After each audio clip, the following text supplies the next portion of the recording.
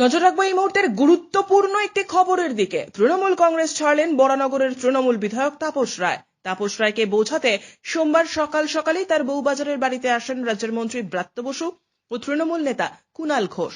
তৃণমূলের তরফে চেষ্টা করা হলেও নিজের অবস্থান বদল করেননি তাপস রায়। ইতিমধ্যেই বিধানসভায় পৌঁছে গিয়েছেন তিনি বিধায়ক পদ থেকে ইস্তফা দিতে চলেছেন।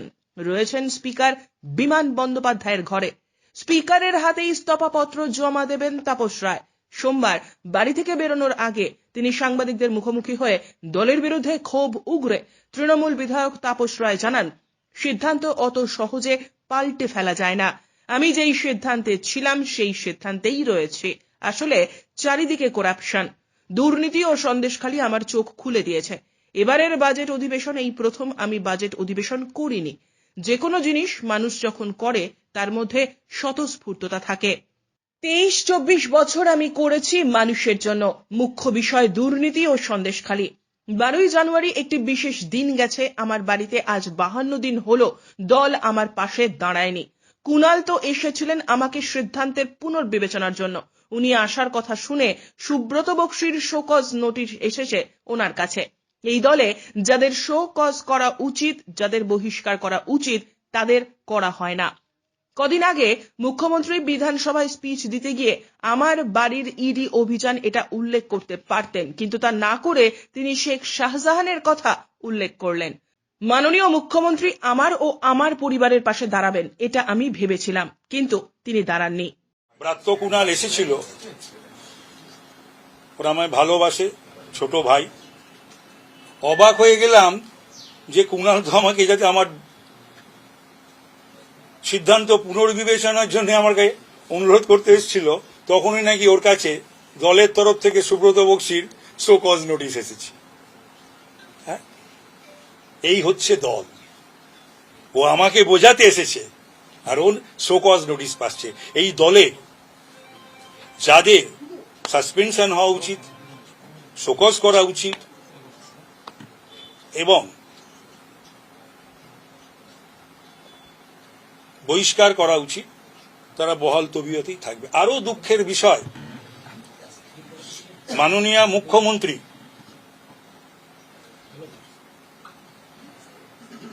সেদিন অবশ্য বিধানসভায় আমি ছিলাম না, শারীরিক কারণে। তিনি যখন বক্তৃতা দিলেন বিধানসভায়, আমার বাড়ি ইডি অভিযান এটা উল্লেখ করতেই পারতেন। তিনি শেখ শাহজাহানকে ইডি টার্গেট করেছে সেটা বললেন। সব মিলিয়ে এগুলো আমি বড় আহত, আঘাতপ্রাপ্ত। আর আমি আমার ইন্টিগ্রিটি এবং ডিগনিটি ইন পলিটিক্স কারোর অজানা নয়। এই কদিন আগেও শুভেন্দু যে সাসপেনশন হয়েছিল তার মুসানের মুভারও ছিলাম আমি অ্যাসেম্বলিতে। এই ললিত ঝা নিয়ে বিজেপির রাজ্য সভাপতি সাংসদ সুকান্ত মজুমদার যখন তারা করবেনি, প্রতিপক্ষ আমার বিরুদ্ধে 100 বার করবে, কিন্তু নিজের দলের লোক যদি করে বা বলে সেটা বড় দুর্ভাগ্যের বিষয় হয়ে দাঁড়ায়। আমি কিন্তু ওই ললিত ঝা প্রশ্নে আমার একটি ছবি যখন দেখিয়েছিল তখন আমি প্রতিবাদ তো যা করার করেইছিলাম সংবাদ মাধ্যমে, তাছাড়াও আমি একটু উকিলের চিঠি পর্যন্ত পাঠিয়েছিলাম শ্রী সুকান্ত মজুমদারকে। কিন্তু খুবই দুঃখের এবং কষ্টের বিষয় যে আজকে 52 দিন মাননীয় মুখ্যমন্ত্রীর ডাক পাইনি। আমার মিসেস বা কন্যা তাদেরও কনসোল করেননি। অথচ অনেকের সম্বন্ধে আমার ভালো লাগে যখন উনি তাদের পাশে দাঁড়ান, তাদের কথা বলেন, আমার খুব ভালো লাগে।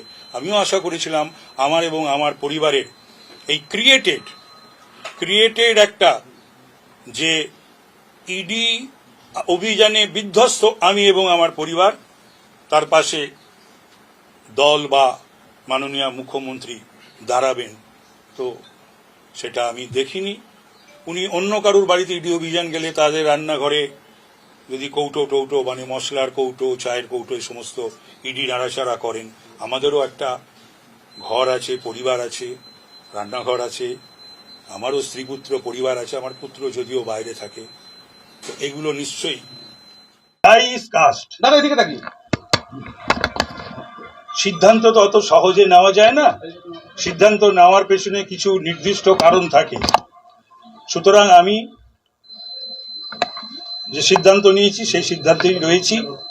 তার কারণ এত করাপশন, তারপরে সন্দেশখালী, ঘরে বাইরে এত অপমান, এত অসম্মান, এত উপেক্ষা, এত অবহেলা, এইগুলো আমাকে খুবই তাড়না দিয়েছে। এবং আমার যারা রাজনৈতিক এবং অরাজনৈতিক শুভাকাঙ্ক্ষী, তারা গত 1.5-2 মাস ধরে আমাকে তারা বলছে, আমিও অনুভব করেছি, এবং বেশ কিছুদিন ধরে আমি একটা তফাতও মেনটেন করি। যেমন এই প্রথম জীবনে 96 থেকে আমি এমএলএ, এইবারেরই অধিবেশন, বাজেট অধিবেশন আমি সেরকম ভাবে করলাম না, করতে পারলাম না। তো সুতরাং যে কোনো জিনিস কোনো মানুষ যদি করে, তার মধ্যে স্বতঃস্ফূর্ততা থাকা উচিত মনের থেকে। 23-24 বছর তৃণমূলের সঙ্গে আমার সম্পর্ক, আমার যখন যা বলেছে বা আমি মনে না বললেও আমি যেটা মনে করেছি আগবারইও আমি সেটা করেছি।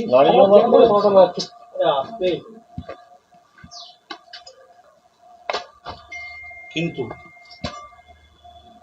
আমার বাড়িতে একটি ঘটনা ঘটে যায় 12ই জানুয়ারি, সেটাও একটা বিষয়, যদিও মুখ্য বিষয় দুর্নীতি এবং সন্দেশখালী। তার পরের বিষয় আমার বাড়িতে ইডি অভিযান। আজকে 52 রাজনৈতিক যারা খবরাখবর রাখে তারা আমাকে বলেছে যে এর পেছনে আমার দলেরই কেউ আছে। তো সুতরাং, এবং যখন আমার রেড চলছে আমার বাড়িতে, তখন এমএলএ এমপি বা কারুর বিবেকানন্দের বাড়িতে, সেদিন 12ই জানুয়ারি বিবেকানন্দের জন্মদিন ছিল, আমারও যাওয়ার কথা ছিল, সেখানে তাদের উল্লাস পরিলক্ষিত হয়। সেগুলো আমাকে সাংবাদিকরা এসে বলে, ছাত্র যুব নেতৃত্ব এসে বলে। তাদের কেউ অবশ্য উল্লাস করলো, অনেকেই তার প্রতিবাদ করেছে। আর একটা জিনিস, এই ব্রাত্য কুণাল এসেছিল,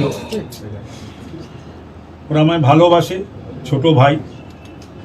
অবাক হয়ে গেলাম যে কুণাল তো আমাকে যাতে আমার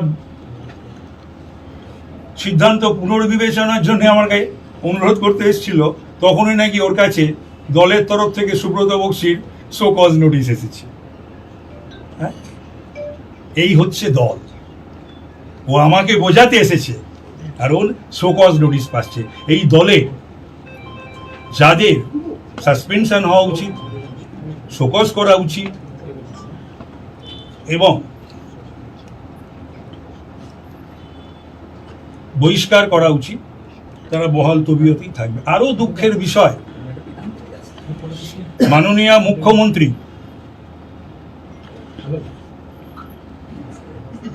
সেদিন অবশ্য বিধানসভায় আমি ছিলাম না শারীরিক কারণে, তিনি যখন বক্তৃতা দিলেন বিধানসভায়, আমার বাড়ি ইডি অভিযান এটা উল্লেখ করতেই পারতেন। তিনি শেখ শাহজাহানকে ইডি টার্গেট করেছে সেটা বললেন। সব মিলিয়ে এগুলো আমি বড় আহত, আঘাতপ্রাপ্ত। আর আমি, আমার ইন্টিগ্রিটি এবং ডিগনিটি ইন পলিটিক্স কারোর অজানা নয়। এই কদিন আগেও শুভেন্দু যে সাসপেনশন হয়েছিল, তার মুসানের মুভারও ছিলাম আমি অ্যাসেম্বলিতে। এই ললিত ঝা নিয়ে বিজেপির রাজ্য সভাপতি সাংসদ সুকান্ত মজুমদার, যখন তারা করবেনি, প্রতিপক্ষ আমার বিরুদ্ধে 100 বার বলবে, করবে। শুধু নিজের দলের লোক যদি করে বা বলে, সেটা বড় দুর্ভাগ্যের বিষয় হয়ে দাঁড়ায়। আমি কিন্তু ওই ললিত ঝা প্রশ্নে আমার একটি ছবি যখন দেখিয়েছিল, তখন আমি প্রতিবাদ তো যা যা করার করেই ছিলাম সংবাদ মাধ্যমে, তাছাড়াও আমি একটা উকিলের চিঠি পর্যন্ত পাঠিয়েছিলাম শ্রী সুকান্ত মজুমদারকে। কিন্তু খুবই দুঃখের এবং কষ্টের বিষয় যে আজকে 52 দিন মাননীয় মুখ্যমন্ত্রীর ডাক পাইনি। আমার মিসেস বা কন্যা তাদেরও কনসোল করেননি। অথচ অনেকের সম্বন্ধে আমার ভালো লাগে যখন উনি তাদের পাশে দাঁড়ান, তাদের কথা বলেন, আমার খুব ভালো লাগে।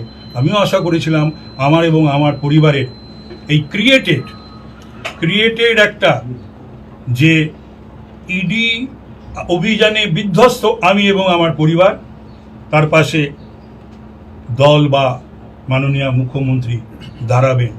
তো সেটা আমি দেখিনি। উনি অন্য কারোর বাড়িতে ইডি অভিযান গেলে তাদের রান্নাঘরে যদি কৌটো টৌটো মানে মশলার কৌটো, চায়ের কৌটো, এই সমস্ত ইডি নাড়াচাড়া করেন। আমাদেরও একটা ঘর আছে, পরিবার আছে, রান্নাঘর আছে, আমারও স্ত্রীপুত্র পরিবার আছে। আমার পুত্র যদিও বাইরে থাকে, এগুলো নিশ্চয়ই আমার হৃদয়কে ভারাক্রান্ত করে, নাড়া দেয়। Bureau report, channel 24/7।